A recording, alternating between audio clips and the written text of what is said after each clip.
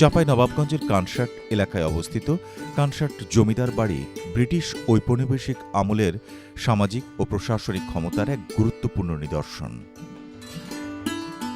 একসময় এই জমিদার বাড়ি ছিল স্থানীয় শাসন ব্যবস্থা, খাজনা আদায় এবং বিচার কার্যের কেন্দ্র।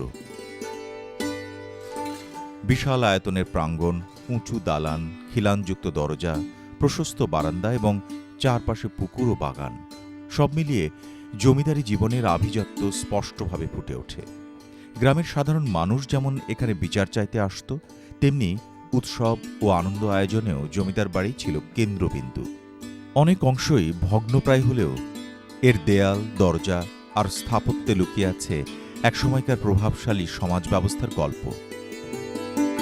এটা আমাদের চাঁপাইনবাবগঞ্জ শিখগঞ্জ থানার কানসাটে উপস্থিত। এটা জমিদার নামে পরিচিত।